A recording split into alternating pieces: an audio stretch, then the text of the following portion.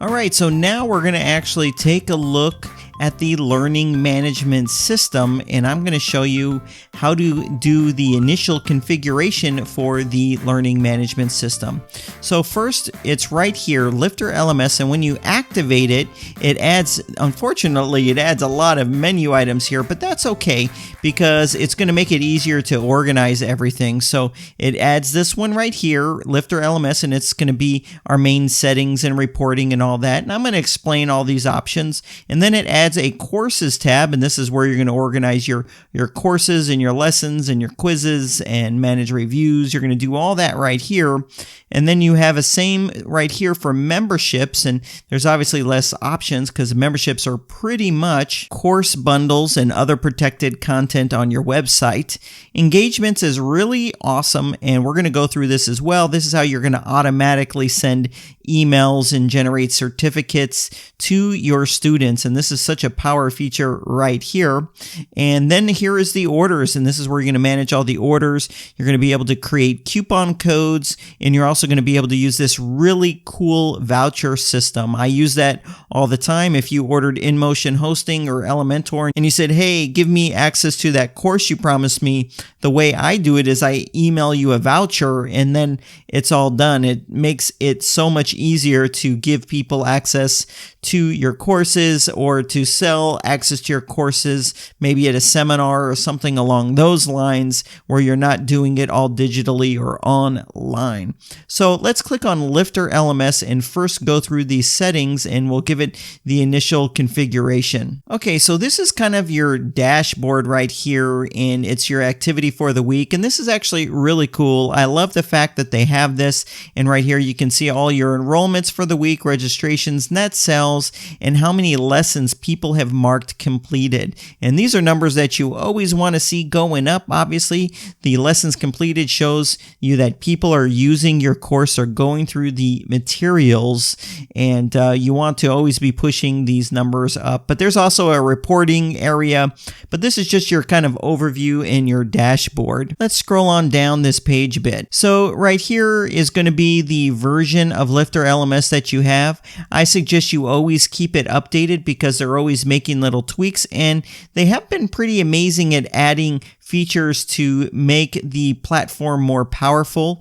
Just this last week, they added a feature where someone marks a lesson complete. They can also go back and mark it incomplete in case they accidentally did that. So right here is going to let you know the version number, and you can keep upgrading it whenever they have one out.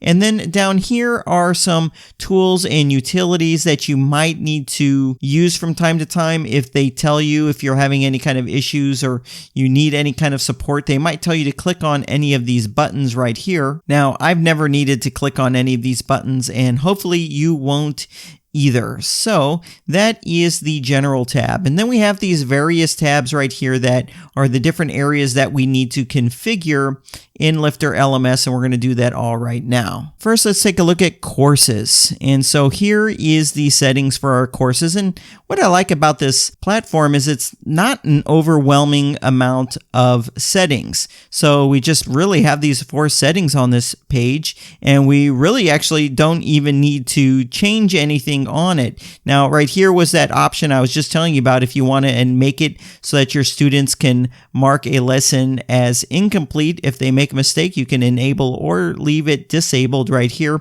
I haven't even considered whether I want to enable it myself. Right here is where you specify a course catalog. Now, it's that page where Lifter LMS just takes over, so I don't like to use that as my course catalog. Actually, I'm going to walk you through deleting this page in a later video. And so this is the settings right here for that page, but we're going to do it manually with that short code that we used to create the course catalog page in the prior video.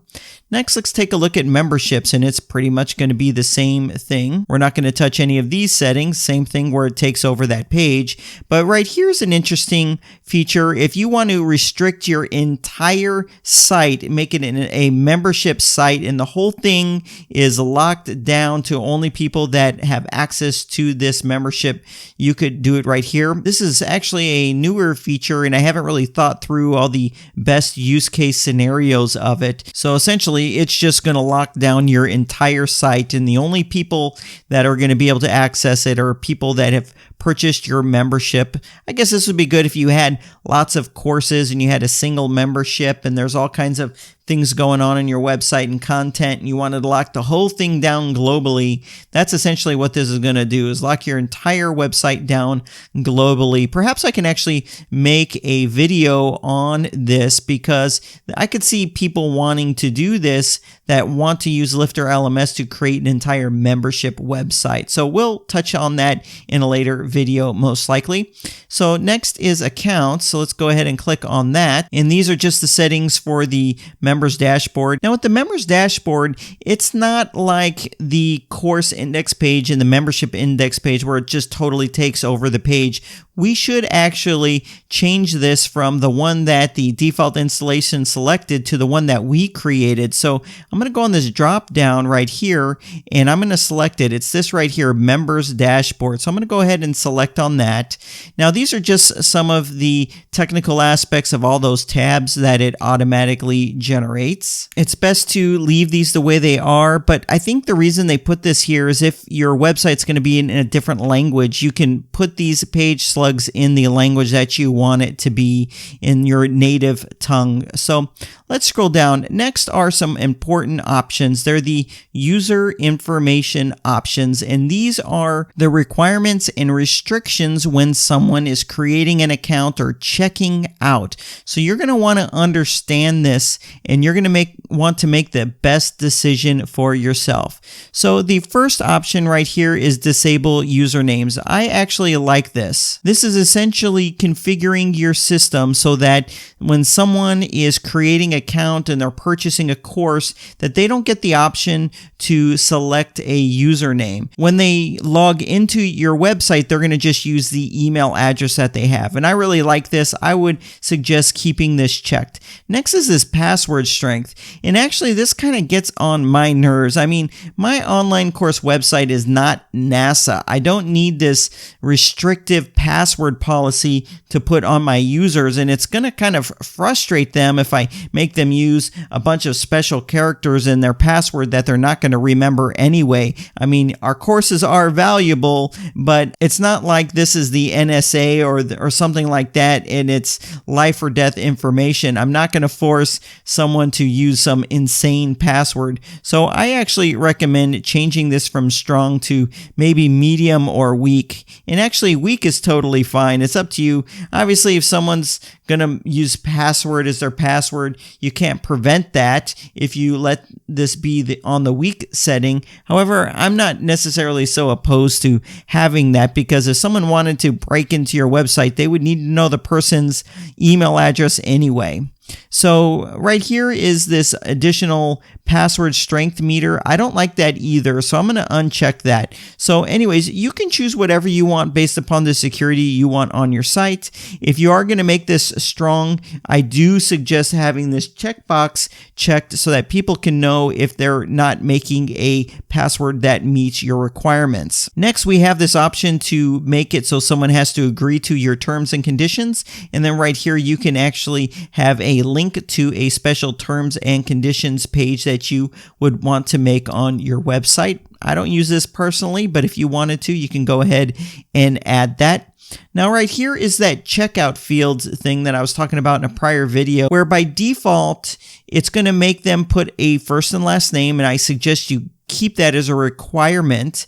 But the address, this is like a digital online world. I don't care what your address is. So I suggest if you don't have a reason to capture someone's address, change this from required to hidden. I prefer a more simplified checkout process, and there's plenty of studies that show the more questions you ask when someone's checking out, the lower the conversion is going to be. So I make that hidden. I don't want your phone number. I make that hidden just like that. We can leave this checked right here, the email confirmation. That's so when someone's checking out, they have to type in their email a second time just so that they make sure they enter it right. I tell you, on my website, before I was using this, people would create an account with the wrong email address, and it would create a support headache for me because now they're asking me where their email is when they didn't actually put their email in correctly because they're just moving too fast. And so this is going to be a good option for you to have checked, even though it's kind of a pain for the person, but it's going to prevent the support that comes your way. Now, this open registration field option, this is up to you. I personally do not use it, but I have a different flow that I use on my website. So whether or not you enable or disable this is going to be based upon if you're going to use the voucher system and if you're going to have a free course available for someone. So here's how my system works. I have a free course, and when I want to give someone access to a paid course, I send them a voucher and I give them instructions to order my free course, which will create an account on the website, and then in their members dashboard, they can go in and redeem the voucher. Now, if you don't want to have a similar workflow and you're going to use the voucher system, you can enable this open registration so someone can come to your website, register, and then we can have a box there where they can put that voucher in. So it's completely up to you. I personally don't use this, but just in case you're going to use it now or later, let's change that address to hidden because that's consistent with how I'm already setting this up. So down here is the account field update. And so this is when someone's in their members dashboard and you give them an option to update their account.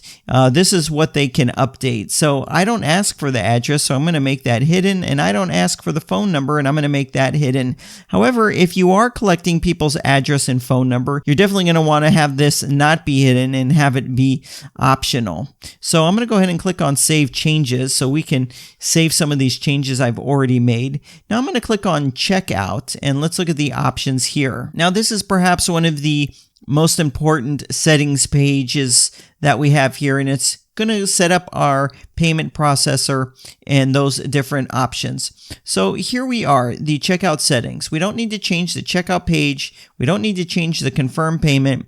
Force SSL. Now, I am going to have a video, and I actually have videos on my channel about getting a free SSL certificate. Essentially, if you're going to take payments on your website, you have to have an SSL certificate so that all the credit card information and all that, as it gets passed through your website, it's encrypted. That is what an SSL certificate does. Now, in this video series, we are going to be using PayPal, and when someone makes their payment, they're going to actually be sent off to PayPal. However, I will add a video for those of you that want to take a payment on your website on exactly how to accomplish that, and it's very possible to integrate Stripe, which is the most popular way to accept credit card payments on your website. So even though if we are going to use an SSL certificate, we're not going to even need this option because we would just make the entire website HTTPS or make the entire website be served up over SSL. Sorry if that got a little technical there. Definitely not my intention. Okay, currency options. Set your country, set your currency, and then set how you want the currency label position to be. And this is all stuff that you should know for your country. You can just go ahead and set that in there. You can hide the 0 decimals if you want. I'm just going to leave that all default. So here we go with PayPal. Now I included in the download package a plugin that when you installed it and activated it, it makes it so you now have this option. If you didn't follow along in the video where I'm uploading the plugins and activating them, you're not going to see this option. So you might want to go back and do that. So we do need to have a way to take payments on this website for these courses. Now, PayPal is a very common way to sell goods on the internet, and we have some PayPal integration right here. So first, you would check on this box to enable it, and then right here, you can change the title that someone sees during checkout, and then the description. So this would be the option. You're just going to want to leave it the same, PayPal and pay with PayPal, so it's crystal clear that someone's paying via PayPal. Now, if you had a multiple gateway situation, this is where maybe you had Stripe and PayPal, which is actually a good idea to give people options of how they want to check out. You can choose the order or set the order right here, which one's going to be first, which one's going to be second. Now, if you're testing the PayPal integration, you'll check on this box. And if you're having some issues and you need to potentially debug it, you would check on this box. Now, when you are going live with your payments, you're obviously going to need to uncheck this, and you're going to need to uncheck this as well. So here's where it's going to get a little technical, and there's going to be some information that you're going to have to do on your own. And it's a little on the complicated side. So the way the PayPal integration works is you need to go to PayPal and get 3 pieces of information. You need to get an API username, an API password, and an API signature. And when you put those 3 pieces of information right here, your learning management system will be fully integrated with PayPal. Now here's where it's a little different, okay? If you have an old PayPal account, now I'm talking a PayPal account that might be 5 or 10 years old. My PayPal account is actually 15 years old, if you can believe that. Those old accounts, any of them, you have access to create an API username, password, and signature. You just have it because you have one of these grandfathered old accounts. Now, if you're creating a new PayPal account, or it's a more recent PayPal account, maybe within the last year or 2, you actually have to upgrade it to a business account. There's no cost in doing it, but you do have to go in and put in some business information or whatnot. And there's actually a phone number for PayPal that you can call to get that all squared away. Now, all you have to do is click on this link, and it's going to give you the instructions on PayPal's website to get your API username, password, and signature. You're going to need those, and you're going to need to paste those in here in order to get your PayPal integration going. Now, if you wanted to use a different payment processor, that's fine. They do have some add-ons that Lifter LMS provides. You can click on the add-ons tab, and they have an add-on for Stripe. Just so you know, you're going to have to purchase that from them if you want the Stripe integration. And essentially, Stripe's going to allow you to take credit card payments on your website, and it's a little easier to set up to take the credit card payments on your website. But if you're just starting out, PayPal is going to be totally fine. I use PayPal. I don't use Stripe at all. I might add it at some point, but I don't even use it now. So essentially, you just need to get these 3 pieces of information from PayPal and save this, and your PayPal would start working. Here's a prefix for the invoice that's going to show on PayPal. This would just be something that you would have to, so you know where this payment came from. So you can have any prefix you want in order to identify those different payments that people are making. And with PayPal, there's instructions. It's actually really cool. You can modify the checkout page style on PayPal's website so you can have it have your logo and things like that. And there's a link here with information. That's actually really easy to do. Now, if you're going to sell anything that is going to have reoccurring transactions, so that's if you want to sell something and they have to have this reoccurring payment, you have to enable something called reference transactions on PayPal's website. And what that is when PayPal's automatically taking out that next payment and that next payment, that is pushing those transactions and that information into Lifter LMS so the two stay in sync. So you're going to need to enable reference transactions. Just go ahead and click on this link right here, and they'll have all the information about it. I personally don't have reoccurring transactions, but it's pretty easy to set up. And then once it's enabled on your account, you can click this check button and it will verify that you actually have that. And then right here, you have a manual gateway. If you wanted to sell course access via check or something like that, you can enable this or disable this. I'm actually going to go ahead and disable it. No, I'll just leave it enabled. Why not? So if you don't want this, go ahead and uncheck right here. So I'm going to go ahead and click on Save Changes. And now I'm going to click on the Engagement tab. Now, engagements are you engaging with your students when they are going through the process of taking your course. And we actually set those up here in the engagements tab. But for the settings, this is where we're going to set the settings of what those emails are going to look at. So for instance, the sender's email address. So for me, I actually like to keep it Adam@WPCrafter. See the name of sender, my blog, I probably wouldn't want that. So for me, I would put this in. That's how I like it to look. And then you can put some text here that will show in the footer of the email, and you can have maybe a logo appear in the header of those emails that can further brand the emails that get sent to people. And then we have the certificate settings right here, and this is essentially if someone completes a course, you can issue a certificate. And this is actually a good idea because some people like them. Me personally, I wouldn't print it out or anything, but if there's some kind of academic aspect of your online course and your online learning platform that you're building, you have this certificate option here where you can have it automatically generate and send a certificate of completion or an award or something like that. And this is actually a good component of gamification where people get these rewards. And so that would be technically a reward issuing out a certificate like this. So I'm going to go ahead and save my changes thus far. And lastly, we have this integrations tab. So essentially there's these two WordPress plugins. One's called bbPress and one's called BuddyPress. Now, what these do is they add different features to your website, but it comes at a cost of complexity. So bbPress is going to enable you to have a user forum on your website. And BuddyPress is actually kind of like bringing an entire social network onto your website. Personally, I don't use either of them. I don't recommend using either of them because they are highly complicated and it's going to add some complication to your website. Now, I am going to make a video on how to create a user forum. Now, the user forum solution that I like is more of a questions and answer solution, similar to what you might see on Slack Exchange, where people can put their question in and you can answer it and other people can answer and they can vote up an answer or vote down an answer.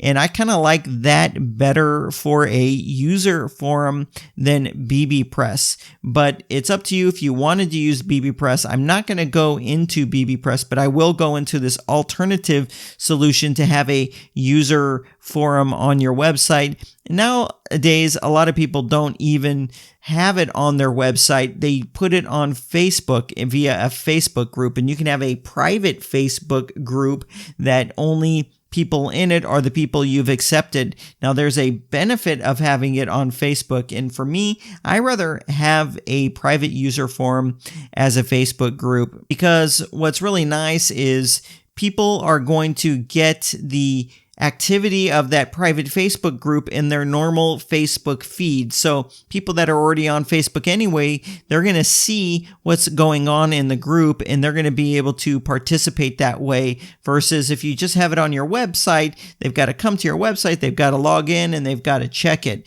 So this is a way of having it on Facebook to pull people back into your website. But it's up to you if you want to explore these. I'm not going to go over them and I'm not going to recommend them.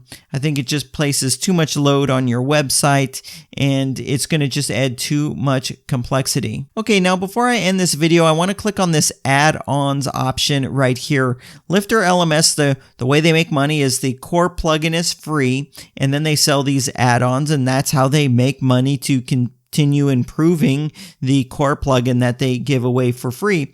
And they have these various add-ons here. Now, you don't need any of them, but if there's some feature that you want and they have it available as an add-on, you might as well just go ahead and purchase the add-on because it's going to be cheaper than doing it yourself. So here's that Stripe payment gateway that you can add. Here is the PayPal add-on, which I included in the resource download. If you wanted to use Lifter LMS with WooCommerce and have that be your checkout, you can go ahead and get this right here.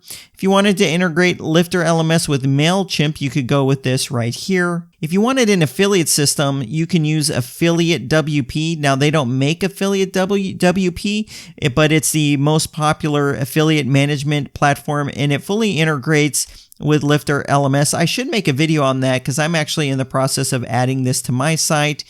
Here is a plugin to add integration with Lifter LMS in ActiveCampaign or Infusionsoft or Ontraport or Drip. Now, I have an alternative to this, but the product hasn't launched just yet, and it fully integrates with Lifter LMS, and it's going to also integrate with some of these services, including the marketing automation platform that I use. Here is a ConvertKit integration.